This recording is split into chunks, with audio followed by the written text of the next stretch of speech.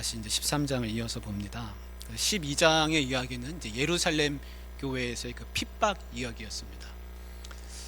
그래서 우리 11장 말에 보면 이제 예루살렘에서 기근이 심해서 바울과 바나바가 이 안디옥에서부터 이제 부조할 것을 가지고 이제 예루살렘에 가서 이제 부조를 한 이야기가 있죠.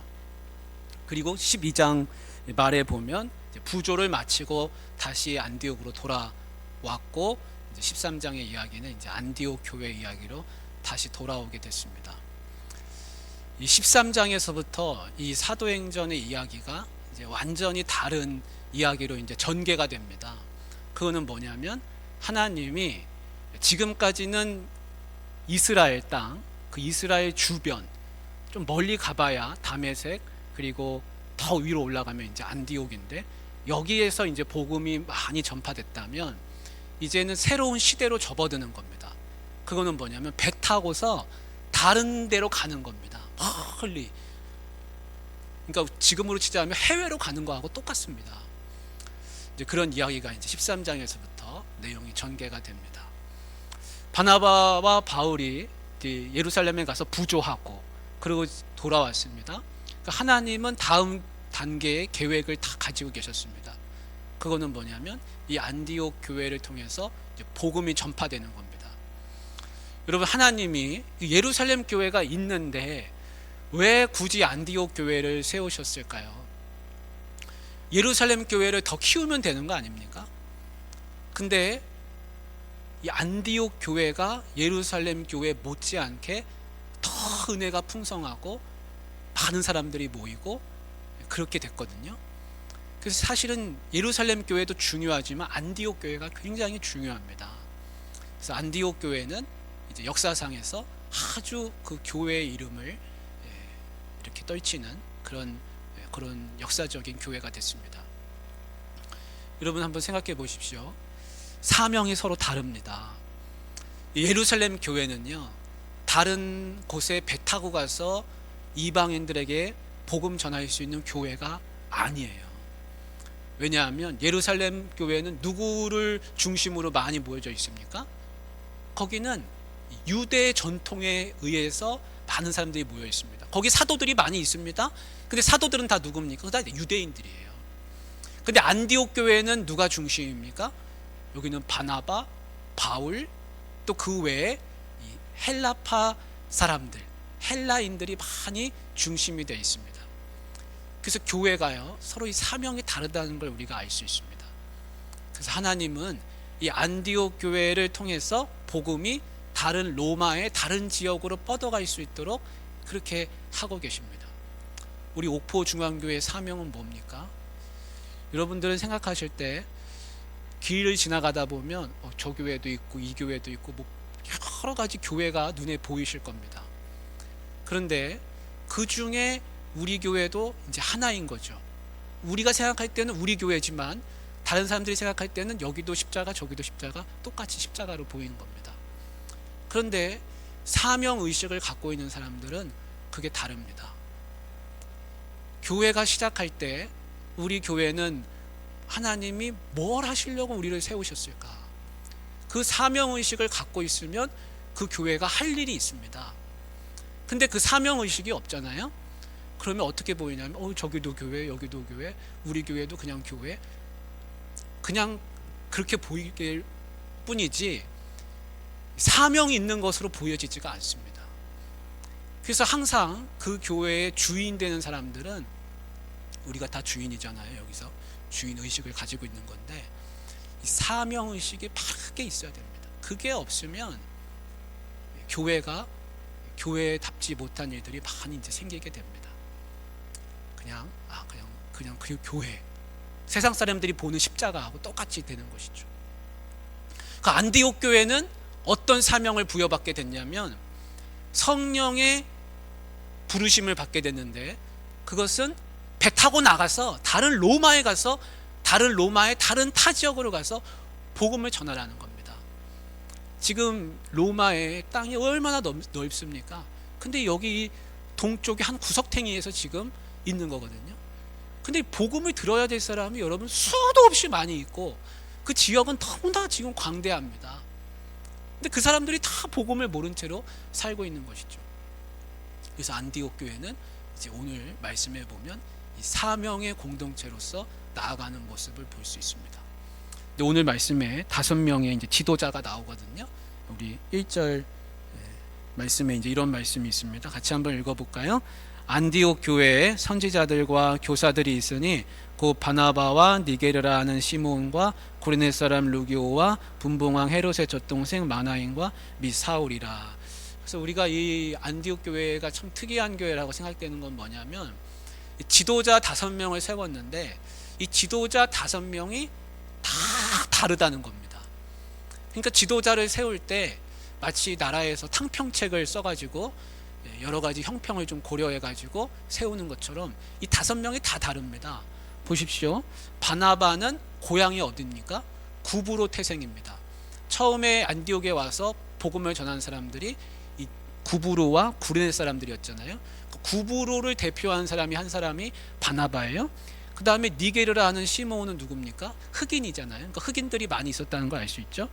구레네 사람, 바나바 고향이 구브로인데 구레네 사람들도 처음에 복음을 전했거든요. 그러니까 구레네 사람들을 대표해서 구레네 사람 루기오가 한 사람이 있고, 그 다음에 신분이 완전히 다른 사람이 한 사람이 있는데 마나엔이 있고, 그 다음에 사울은 어떤 사람입니까? 이력이 아주 특이하지 않습니까? 핍박자였습니다. 핍박자. 그런 사람이 또 한 사람이 있습니다. 사실 바리새인이죠. 바리새파 사람인데 그 사람이 예수님 믿고 지금 이 바울이 된 겁니다. 핍박하는 바울이 5명이 있습니다. 이 5명이 서로 다르다는 게 중요한 겁니다. 누가 됐느냐가 중요한 게 아니라 다르다는 겁니다. 그러니까 교회가 성숙한다는 증거는 뭐냐면 서로 다른 사람들을 세워줄 수 있다는 겁니다. 그게 안 되면 어떻게 됩니까? 끼리끼리, 우리는 우리끼리. 그래서 뭘 선출할 때도 우리 사람 하나 성숙하지 않습니다. 오히려 나와 다른 사람을 높이고 세워줄 수 있어야 그 성숙한 것이죠. 그러니까 안디옥 교회의 성숙이 이 지도자의 모습들을 보면 알 수가 있습니다. 근데 이 5명 중에서 특이한 사람은 누구냐면 이제 마나엔입니다. 마나엔은 뭐라고 소개하고 있습니까? 분봉왕 헤롯의 젖동생 마나엔 이렇게 나옵니다. 그러니까 마나엔은 누구냐면 이 분봉왕 헤롯이라고 하는 사람은 누구냐면 예수님을 신문했던 사람입니다. 신문했던 사람.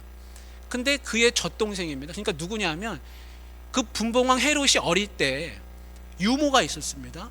그 유모가 헤롯을 젖먹이고 키웁니다. 근데 그 유모의 아들이 있어요. 그게 마나엔입니다. 그러니까 어디서 삽니까? 왕궁에서 살아요. 누구랑 같이 놀면서 삽니까? 헤롯하고 같이 놀면서 사는 거예요. 유모니까 아기를 출산한 사람을 데려다가 유모로 쓰는 거죠. 그러니까 그 유모는 거기서 살면서 이 마나엔은 이제 왕궁에서 자랐습니다. 그럼 한번 생각해 보십시오.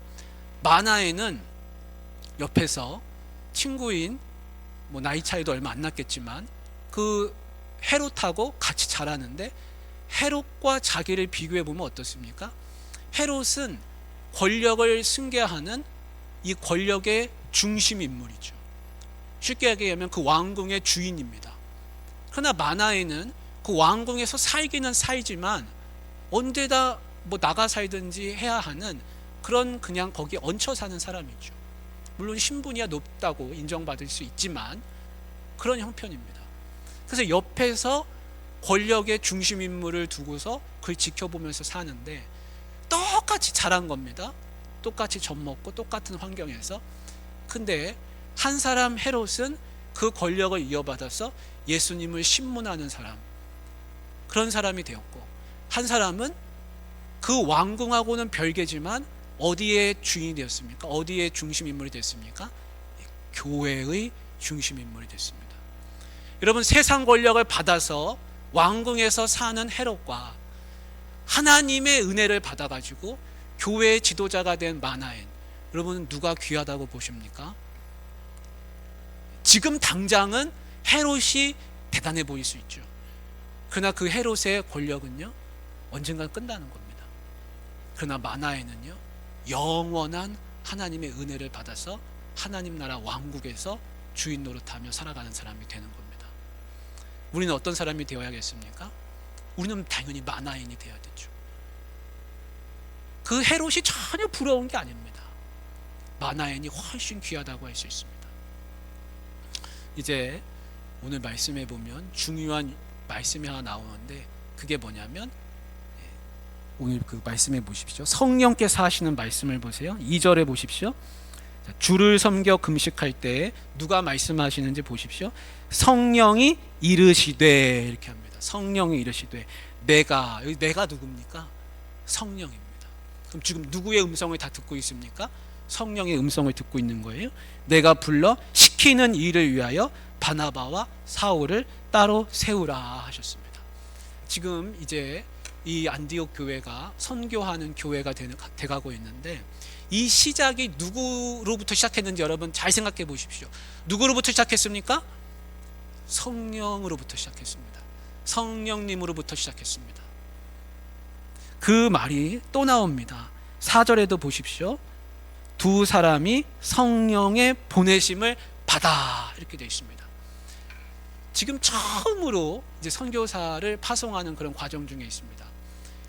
누구의 음성을 듣고 누가 보냈다, 이렇게 나오고 있습니까? 성령의 음성을 들었고 성령께서 보내시는 겁니다. 여러분, 금식을 누가 했습니까? 금식은 그 안디옥 교회 성도들이 했을 거고 그 안디옥 교회 지도자들이 했을 겁니다. 그런데 성령의 음성을 듣고 보내심을 받는데, 누가 보내시냐면 그 교회가 보내는 게 아니에요. 그 5명 지도자가 우리 중에 누가 선교 나갈 사람 2사람 뽑아야겠다, 그래가지고 2사람 뽑아가지고 보내는 게 아니라는 겁니다. 그 성도들이 보낸 것도 아닙니다. 물론 우리가 교회에서 선교사를 파송할 때 어디 교회에서 보낸다, 이제 이런 말을 쓰죠. 그냥 말 편하게. 그리고 교회가 파송하는 것도 여러 가지 행정적으로 보면 맞습니다. 그런데 성경에서는 분명히 기록하고 있습니다. 누가 보낸다고 하고 있습니까? 성령께서 보내신다, 그렇게 말씀하고 있습니다. 이거를 잘 묵상하고 생각할 필요가 있습니다. 여러분, 무슨 일을 하든지 사람의 눈으로 보면 사람이 보낸 것으로 보입니다. 안디옥 교회가 보내는 거 아닙니까? 그 성도들이 보내는 거 아닙니까? 필요한 거 채워서 이런 거 가서 쓰십시오 하면서 기도해가지고 그 성도들이 보내는 겁니다. 눈에 드러나는 것은 그렇습니다. 그러나 그 안에서 본다면 하나님의 일을 바라볼 때는 누가 하시는 겁니까? 성령께서 하시는 겁니다. 그래서 우리는 성령의 음성을 들으면서 살아야 됩니다. 그래서 앞에서 목회자가 이야기할 때도 그걸 그냥 사람이 하는 이야기로 들으면 저건 들어야 될 얘기, 저건 듣지 말아야 될 이야기, 여러 가지 고민거리가 생기죠. 근데 성령의 음성으로 듣기 시작하면 하나님의 은혜가 있습니다. 다른 사람을 만나든지 누구한테 무슨 이야기를 듣든지 하나님께서 이런 이야기를 나한테 하시는구나, 하나님께서 이 사람을 만나게 하셨구나, 하나님이 나를 여기로 보내셨구나, 그 성령의 음성을 쫓아서 살아가는 게 정말 중요합니다. 사랑하는 우리 성도님들, 복음 전파의 시작은요, 누가 하셨냐면 성령께서 하셨다고 그렇게 말씀하고 있습니다. 어떤 목사님이 이제 어떤 교계 모임에 갔습니다. 어떤 목사님이 갔습니다. 그리고 이제 테이블에 앉아서 이제 앉아 있는데 옆 테이블에서 하는 이제 장로님들이 이야기하는 걸 이제 듣게 됐습니다. 근데 장로님들이 이야기하는 걸 듣고 싶어서 듣는 게 아니라 옆 테이블에 있으니까 들리는 거죠. 근데 이제 이런 이야기를 하는 겁니다. 이제 목회자를 청빙했다고 합니다. 목회자를 청빙했는데 지원서가 많이 들어온 거예요. 그러면서 이제 서로 하는 말이 요즘에 목회자 청빙하면 지원서가 많이 들어와서 서로 오려고 목회자들이 줄을 섰다고, 이제 그런 이야기를 하는 이야기 이제 듣게 됐습니다.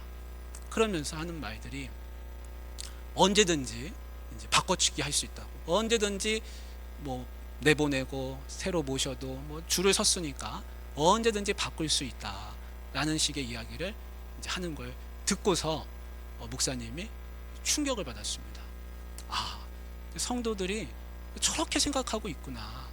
목회자는 어느 교회에 지원할 때 기도를 많이 하고 금식하고 내가 저 교회에 가서 잘할 수 있을까 없을까, 하나님의 음성일까 아닐까 많은 고민을 하면서 기도하면서 지원서를 넣는데, 그 지원서를 받는 교회의 리더십들은 뭐 줄을 섰구나, 이 중에서 한 명 우리가 잘 골라내면 되겠구나 라는 생각을 하는구나 하면서 이제 충격을 받았다는 겁니다. 여러분, 우리 교회에는 그런 분이 없는 줄 압니다. 저도 이제 우리 교회에 온 지 1년이 됐습니다. 이제 7월 말이 되니까, 제가 8월 달에 왔었거든요. 이제 거의 1년 됐습니다. 눈 몇 번 이렇게 깜빡이니까 1년이 금세 지나갔어요. 그래서 벌써 1년 됐나? 몇 달 안 된 것 같은데, 뭐 그런 생각도 듭니다. 근데 여러분들은 이제 목회자를 청빙할 때 무슨 생각으로 청빙을 하셨습니까? 아, 목회자를 뽑을 때 우리가 뽑는다, 그런 생각을 하고 뽑으셨다면 여러분 그 생각을 빨리 씻어내시기를 바랍니다. 그걸 씻지 못하시면 얼마 가지 않아서 반드시 시험에 빠지게 됩니다. 아, 우리가 뽑았으니까 우리가 마음에 안 들면 언제든지 내보낼 수 있다 라는 식으로 마음이 돌변하게 됩니다. 여러분, 목회자와의 생활은요, 이 결혼 생활하고 비슷합니다. 결혼을 하는데 누가 결혼합니까? 결혼은 내가 하는 거죠. 그렇죠? 그러니까 내가 결혼하는데 배우자가 있습니다. 내가 이 사람을 선택하고 내가 이 사람을 남편으로 혹은 아내로 맞이했으니까 이 사람은 내가 선택한 사람이다 라고 생각을 하게 되면 나중에 살다 보면 부부싸움이 반드시 일어납니다. 그럼 무슨 생각하냐면, 내가 왜 하필이면 이 사람 선택했을까? 그 많은 사람들, 나 좋아하는 사람들이 있었는데 그 중에 내가 다른 사람 선택했으면 더 좋았을 텐데, 그런 생각을 살면서도 하게 됩니다.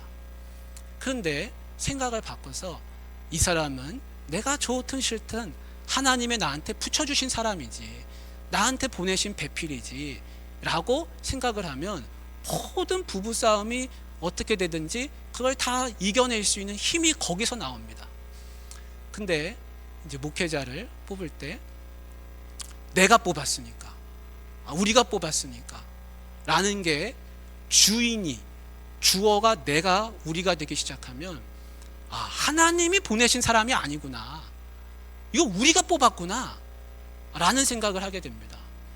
그래서 목회자를 볼 때는 하나님이 필요하니까 저분을 여기다가 보내셨지 라는 생각을 해야 되고, 목회자는 성도를 볼 때 무슨 생각을 해야 되냐면, 하나님이 저분을 나한테 보내주신 양이지, 저분은 하나님이 나한테 맡겨주신 양이지, 그래야 생명 걸고 목회할 수 있는 책임이 거기서 생겨납니다. 근데 그게 아니라 서로 생각하기를 저분은 너무 말도 안 듣고 골치 아프고 나를 피곤하게 하고 어렵게 하는구나, 저분만 없으면 내가 목회 좀 하기 편할 텐데, 그런 생각을 하기 시작하면 목회가 재미가 없고 즐겁지 않고 행복하지 않습니다. 성도도 마찬가지입니다. 이런 생각이 드는 겁니다.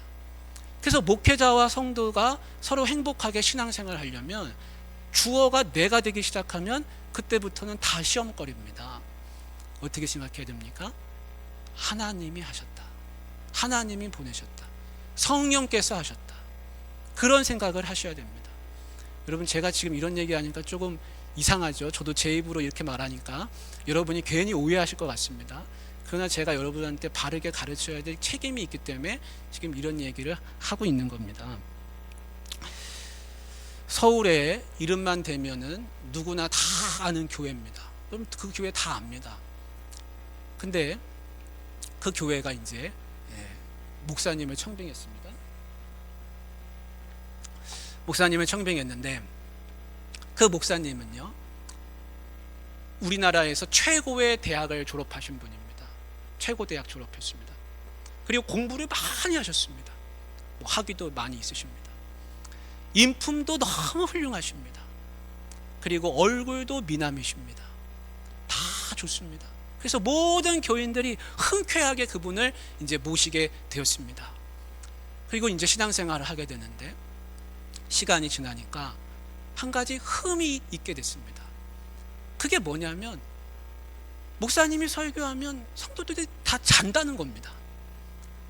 그래서 그 교회의 리더십들이 생각하기를 목사님은 공부도 많이 하셨고 뭐 학력으로 봐도 뭐 누구 하나 따라갈 사람이 없고 뭐 인품도 좋고 얼굴도 미남이시고 다 좋은데 우리하고는 조금 안 맞는 것 같다. 다른 데로 보내드리고 우리가 다른 분을 다시 모시는 게 좋겠다. 이런 이야기들이 슬금슬금 나오게 됐습니다. 그러다가 결국에는 그 이야기가 쏙 들어가게 됐습니다. 그리고 나서 그 교회의 장로님들 또 리더십들이 20년을 기다렸습니다. 목사님도 그런 분위기를 어느 정도 알고서 조기 은퇴를 하셨습니다. 60대 중반에. 그렇게 하고 나서 다른 분이 오셨습니다. 그리고 나서 그 교회는 많이 부흥하게 됐습니다. 여러분, 그 교회의 그 리더십들은 왜 20년을 기다리게 됐을까요? 그 이유는 간단합니다. 보내드리고 다른 분을 모실 수 있는 충분한 그런 능력이 있죠. 그 교회가 여력이 있죠.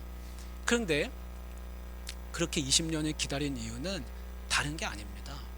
그 이유는 뭐냐면 우리 교회가 목사님을 모셨다가 입맛에 안 맞으면 또 보내드리고 바꾸고 그렇게 하는 것이 다른 기타 교회들에게 안 좋은 악영향을 미친다는 것을 알게 됐기 때문입니다.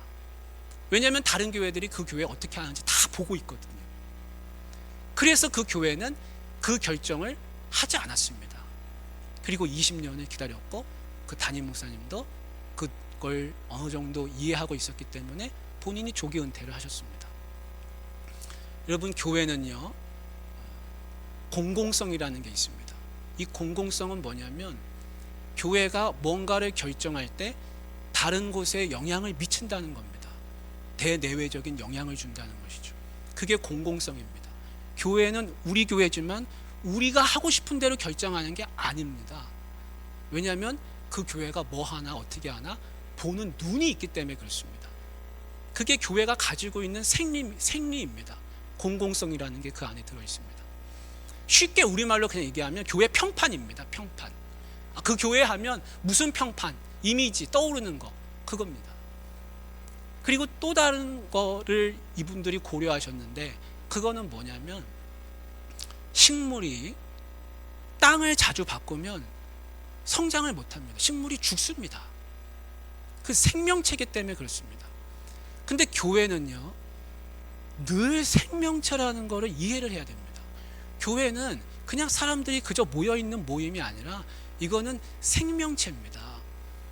그렇기 때문에 그 토양이 자주 바뀌면요 교회가 자라지 않습니다.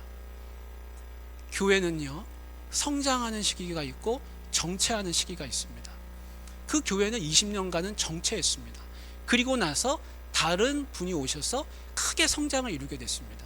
그거는 그 다른 분이 오셔서 개인적인 역량이 뛰어나거나 안 뛰어거나 그런 부분이 아니라 그 20년 동안 그 성장에 대한 갈망이 응축돼 있어가지고 그게 이제 새로운 분이 오시니까 터져 나오는 겁니다.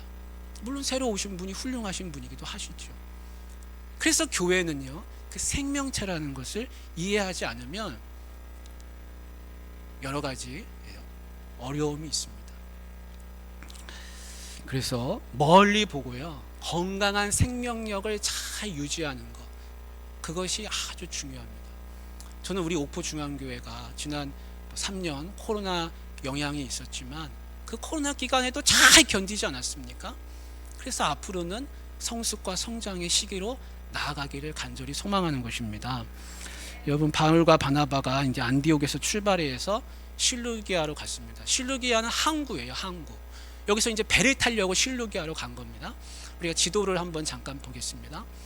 지도를 잠깐 보여주시면 이제 실루기아에서 배 타고 이제 구브로로 갑니다. 여러분 지도 보이시죠? 안디옥 보이십니까? 수리아 위에 안디옥이라고 써 있죠? 예, 있습니다. 거기서 이제 실루기아로 간 거예요. 그 실루기아 이제 항구니까 거기서 이제 배 타고 어디로 갑니까? 이제 구브로라고 하는 섬으로 갑니다. 그러면 제일 먼저 닿는 곳이 어디냐면 이제 살라미입니다. 살라미. 그죠? 제일 오른쪽, 동쪽 살라미. 그리고 이제 살라미에서 더 이상은 배 안 타고 걸어서 이제 섬 저 맞은편까지 가는데 거기가 이제 바보입니다. 바보. 이름 외우기 좋잖아요. 이제 바보까지 걸어서 갑니다. 근데 오늘 말씀에 보면 살라미에 도착을 했어요. 그리고 살라미에 들어가서 뭐 했냐면 유대인 회당에 들어가서 복음을 전파했습니다. 근데 한번 보십시오.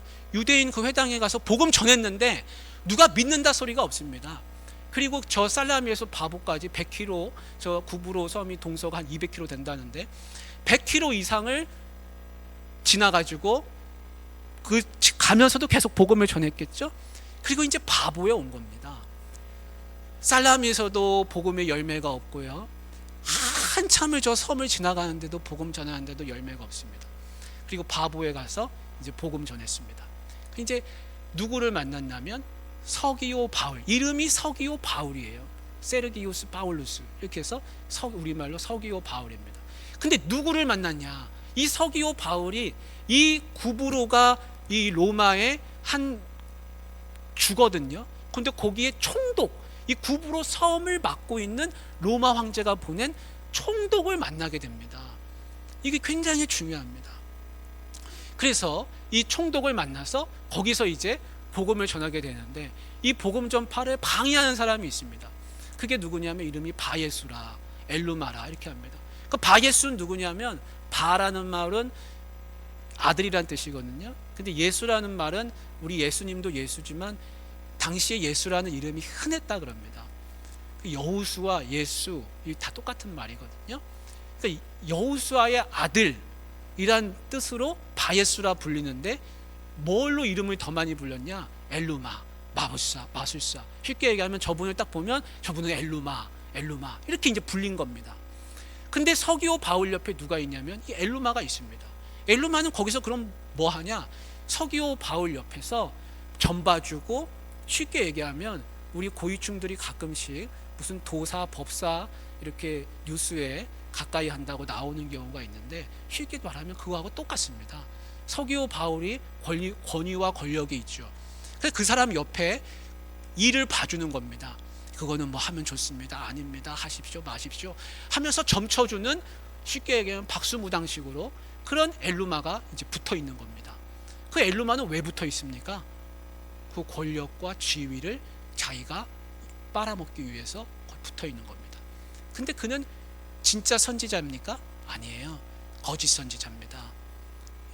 거짓 선지자 노릇하면서 거기서 자기의 이득을 꾀하는데 바울과 바나바가 와서 복음을 전하니까 그 복음을 못 듣게 하는 겁니다. 자기 말만 들으라 이거죠. 그런 사람이 있습니다. 여러분 어디를 가든지 서기오 바울 같은 사람이 있고, 그리고 그걸 방해하는 엘루마가 있습니다. 서기오 바울은요, 바울과 바나바한테 나한테 복음을 좀 들려달라 그럽니다. 자기가 복음을 듣고자 하더라. 이 듣고자 하는 말이요, 간청했다는 뜻이 있습니다. 그러니까 이 서기오 바울은 지혜가 있고 총명이 있고 그런 걸 좋아하는 겁니다. 지혜 있는 말, 좋은 말씀 이런 걸 듣기를 좋아하는 거예요. 그래서 들려달라 그러는데 이 엘루마는 그걸 못 듣게 하는 것이죠. 여러분 어디를 가든지 복음을 들으려는 사람도 있고 복음을 막는 사람도 있습니다. 근데 복음을 막는 사람을 쳐다보면요, 복음을 못 전합니다. 엘루마를 상대할 게 아니라 누구를 상대해야 됩니까? 서기오 바울을 상대해야 됩니다. 그러니까 어디를 가든지 똑같습니다. 두 사람이 있는 겁니다. 근데 복음을 계속 앞으로도 이제 계속 전하는 그런 선교 여행을 하는데 복음을 듣는 사람도 있고 복음을 방해하는 사람이 반드시 있습니다. 그러나 넘어야 될 산은 무엇입니까? 복음을 반대하고 방해하는 사람을 넘어서야 됩니다. 그래서 서기오 바울에게 복음이 들어갔습니다. 여러분이 구보로 섬이 얼마나 큰지 모릅니다. 우리나라 경상남도만 합니다. 근데 그 중에 단 한 사람이 복음을 받아들였습니다. 그게 누굽니까? 서기오 바울입니다. 여러분, 살라미에서도 복음 전했고, 그 섬을 횡단하면서도 복음을 전했고, 바보에 와서도 드디어 복음을 전했는데, 이 섬을 통틀어서 복음을 예수님 믿게 된 사람은 공식적인 기록은 한 사람입니다. 한 사람. 누굽니까? 서기오 바울. 여러분, 이 한 사람 때문에 바나바와 바울이 구브로에 갔다는 걸 기억하시길 바랍니다. 이 한 사람 믿게 하려고 우리가 복음 전하는데 누구 때문에 복음 전하느냐? 한 사람 때문에 그렇습니다. 복음 들어야 될 한 사람. 내가 그 한 사람입니다. 여러분, 우리 유치부에서 여름 성경학교를 했습니다. 선생님들이 열심히 준비했습니다. 근데 애들은 몇 명이었습니까? 애들은 한 명이었어요. 한 명. 예담이가 한 명 있는 거예요. 그래서 제가 영상 찍은 걸 봤거든요. 그 예담이가 유치부실에서 이리 뛰고 저리 뛰고 막 춤을 추는 겁니다. 막 무슨 성령에 심취한 듯이 막 이리 뛰고 저리 뛰고 찬양을 하고 그렇게 하는데, 선생님들은 3명인 거예요. 4명인가요? 그러니까 한번 생각해 보십시오. 그럼 1대 3, 4가 되는데 얼마나 이거 비효율적입니까? 그러면 유치부 이거 없애야겠네. 한 명밖에 없네. 그러면 그냥 아동부랑 통폐합 시켜가지고 예산도 줄이고 이렇게 하면 참 좋겠다. 여러분, 그런데 없애는 건 쉬워도요, 만드는 건 어려운 겁니다. 한 명이 있어도요, 그 한 명을 위해서 복음을 전하잖아요. 그러면 한번 생각해 보십시오. 예담이가 나중에 이제 지금은 나이가 어려서 기억을 못할 수도 있지만 커서 한번 생각해 보십시오. 얘야, 예담아, 너 그 나이 때, 어렸을 때 너 한 사람 때문에 여름 성경학교를 열었다. 선생님들이 다 붙어가지고 거의 준비해가지고 너 때문에 풍선 갖다 붙이고 뭐 잘라서 붙이고 공과하고 너를 위해서 온갖 걸 준비하고 간식 사들고 오고 네가 주인공이었다. 여러분, 그 얘기를 듣고도 예담이가 마음에 그랬어? 그러겠습니까? 와, 어떻게 나를 위해서 선생님들이 그렇게 수고했는가. 너무 감사하다. 내가 예수님께 붙어서 살아야지, 내가 예수님 떠나 살면 안 되겠다. 여러분, 그런 마음 먹지 않겠습니까? 그러니까 여러분, 한 사람이 얼마나 귀하고 예담이가 커서 무슨 일을 할지 알겠습니까? 100명한테 복음을 전할 수도 있고 10,000명한테 할 수도 있죠.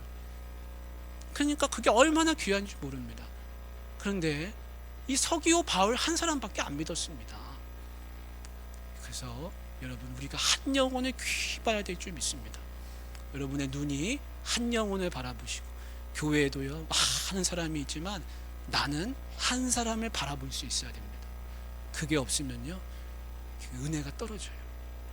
어디를 가든지 한 영혼, 누가 여기서 가장 소외받고 누가 가장 힘들어하는가, 누가 가장 내 도움이 필요한가, 누가 가장 내 위로가 필요한가, 누가 내 기도가 필요한가, 그 한 사람을 볼 수 있어야지. 한 영혼을 보는 눈이 닫혀있는 사람은 2사람 못 봅니다. 3사람, 10사람을 갖다 놔도 볼 수가 없습니다. 여러분, 목회자 앞에 성도가 10,000명 있어도요, 한 명을 못 보면 10,000명이 그게 보이지 않습니다. 설교를 전할 때도요, 한 명이 들을 거라고 믿고 전해야 말씀이 전해지지, 10,000명이 앉아있다고 복음이 잘 전해지는 게 아닙니다. 여러분, 한 영혼을 바라보시고 그 한 영혼이 또 나라는 걸 기억하시고 살아가시기를 주님의 이름으로 축복합니다. 사랑의 하나님 아버지, 바울과 바나바가 드디어